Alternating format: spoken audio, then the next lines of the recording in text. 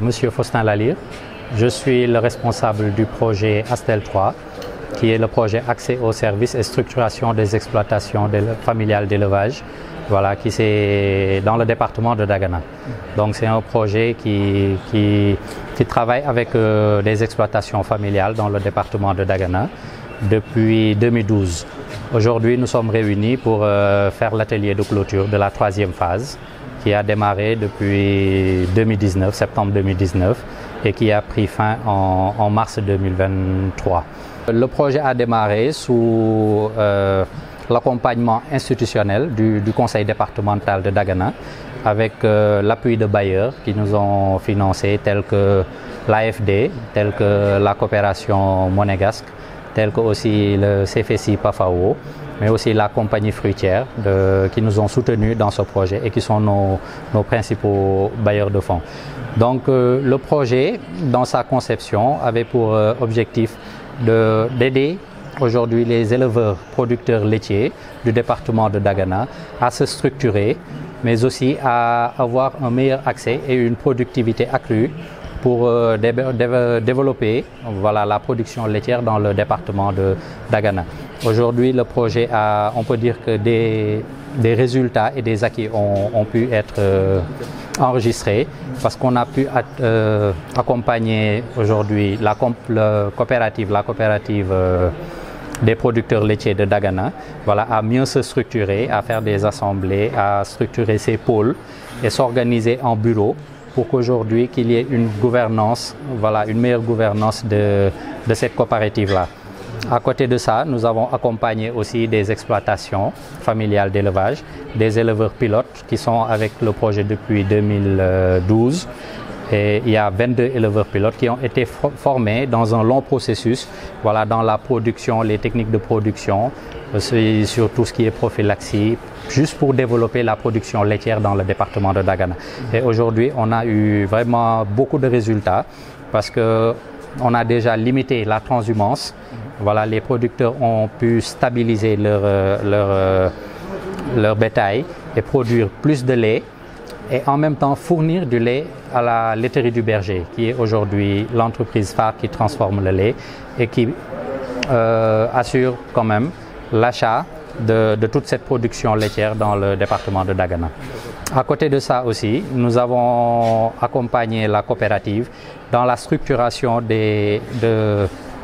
ces services, tels que la collecte du lait, mais aussi tels que l'accès à l'aliment. Et dans cette optique-là, le projet a pu construire des magasins de stockage d'aliments. 3 magasins de stockage d'aliments ont été construits lors de cette phase de Astel. Mais lors de la phase Astel 2, on avait déjà construit 3 magasins de stockage d'aliments. Donc ce qui fait aujourd'hui 6 magasins de stockage qui ont été construits par le projet Astel et 6 dépôts fourragers aussi. Et ces actions-là facilitent aujourd'hui les producteurs qui sont dans des zones reculées à avoir un meilleur accès à l'aliment de bétail pour aujourd'hui plus dynamiser la productivité laitière du département de Dagana. Et aujourd'hui, cela s'est ressenti quand même dans la capacité de transformation de produits laitiers du département. À côté de cet accompagnement des exploitations familiales d'élevage, surtout les éleveurs pilotes et la coopérative des producteurs laitiers de Dagana, nous avons aussi travaillé à renforcer la résilience socio-économiques des exploitations familiales. En quoi faisant? En accompagnant des groupements de femmes dans la mise en place d'associations villageoises d'épargne et de crédit qui ont permis à ces femmes-là d'avoir un fonds d'épargne qui leur permet aujourd'hui de se diversifier, de diversifier leurs sources de revenus et en même temps de renforcer leur résilience socio-économique. Donc des initiatives économiques ont été mises en place et qui nous montrent qu'il y a une bonne dynamique, parce que nous avons de bonnes marges brutes que l'on enregistre dans cette dynamique-là. Il y a aussi le programme d'alphabétisation fonctionnelle en Pulaar qu'on a mis en place dans Astel 3, où 24 classes d'alphabétisation ont été mises en place dans 24 villages, accompagnées de coins de lecture qui sont des bibliothèques pour assurer la pérennisation de ces acquis, de ces compétences-là que les apprenants ont pu acquérir. Donc le programme a touché 764 apprenants, dont 85% est constitué de femmes et de jeunes filles.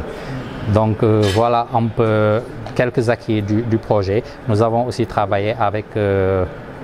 des acteurs tels que l'APES, l'Association pour la promotion de l'élevage en savane et en Sahel. Il y a aussi la plateforme Innovation Lait de Dagana. Il y a la coopérative de producteurs laitiers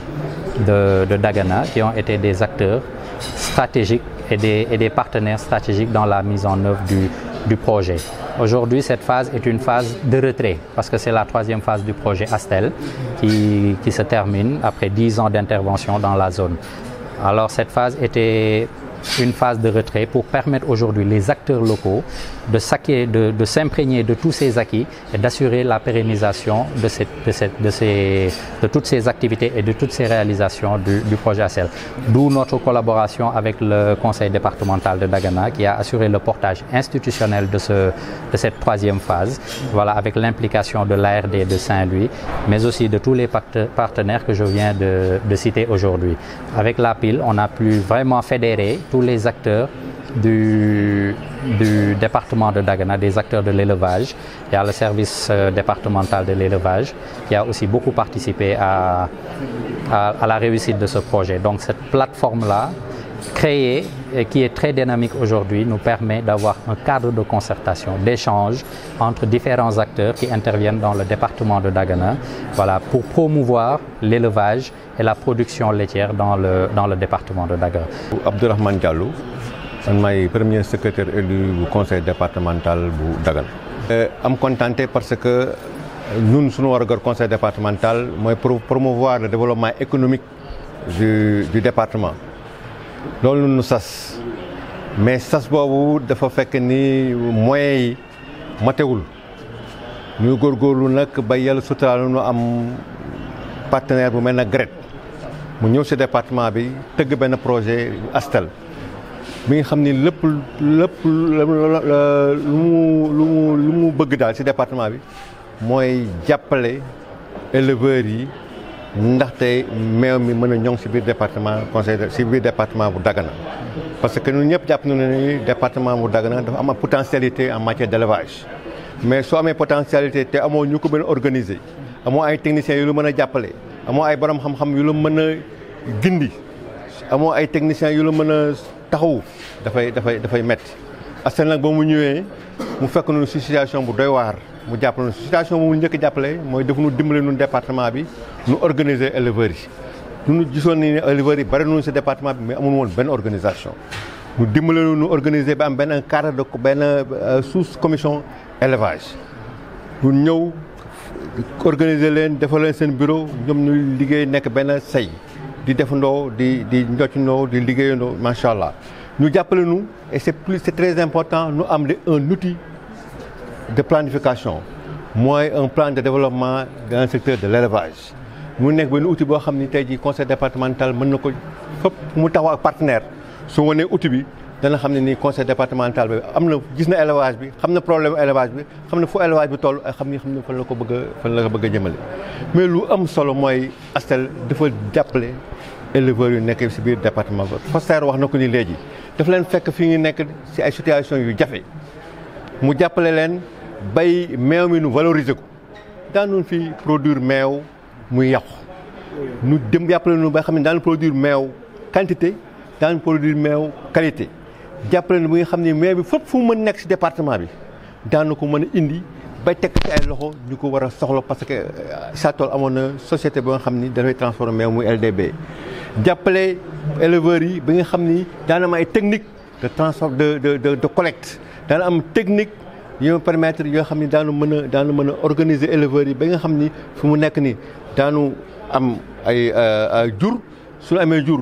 daanu mën a sàmm jur gi suñu mënee sàmm jur gi su jur gi feebaree daanu ko mën a faj daanu mën a ratt meew mi suñu rattee meew mi daanu ko mën a conserver suñu conserver meew mi aussi daanu ko mën a jaay ak un produit vraiment valorisant mu nekk léegi nag éleveur u département bi jóge si benn situation bu xaw doy waar nekk ay vrai producteur donc loolu Astel moo ñu si jàppale ak GREC bay vraiment nu ñoŋal mbirum élevage ci département bi ñoŋal aussi mbirum production laitière. tey jii nag mu demoon ASTEL 1 ñu liggéey ci liggéey bu am solo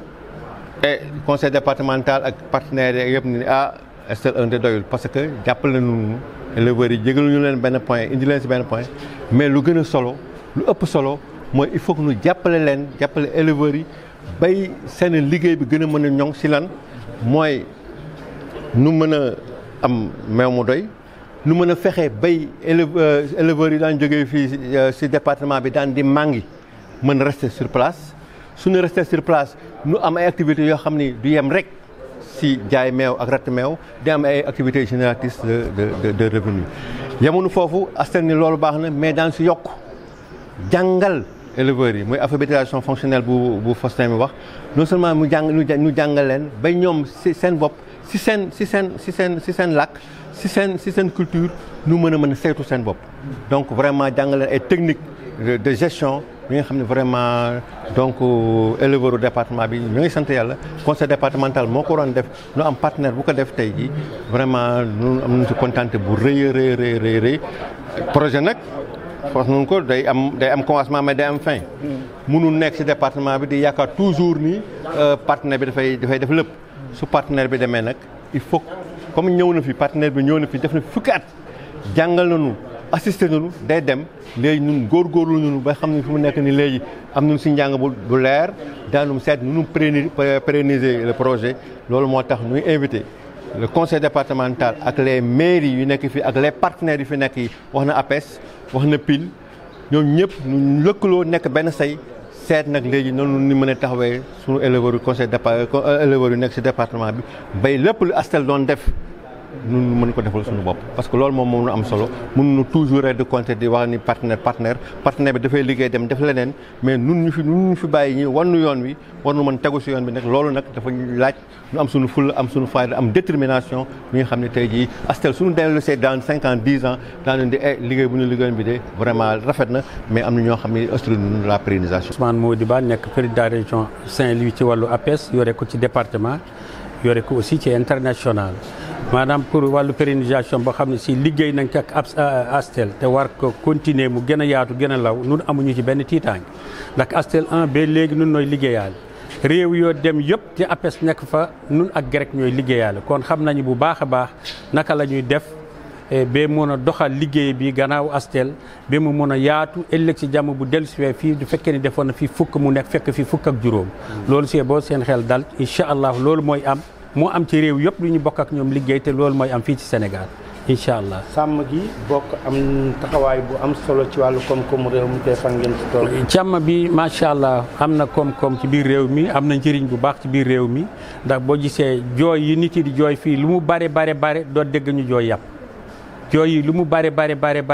daanaka lu ñu ngi def lu ñu mun ci meew bi du fekkee même su fekkee ne am na lu ñu jiggaani ci meew am na diiwaan yoo xam ne si boo fa demee dafa fekk meew bu day des na rek ñu organiser ko ba mun ko soppi boo xam ne si dana mën a remplacer meew bi jóge bitim réew mais càmm bi mu ngi dox mu ngi njëriñ jafe-jafe moo doon ndox yàlla def na Macky Sall wër na réew mi yëpp def na ci ndox moo doon yoon yàlla def na Macky Sall def na ci yoon yu doy moo doon am xam-xam ci nu ñu liggéeyee ci wàllu innovation yu bees yi ci modernisation mi def na fi ay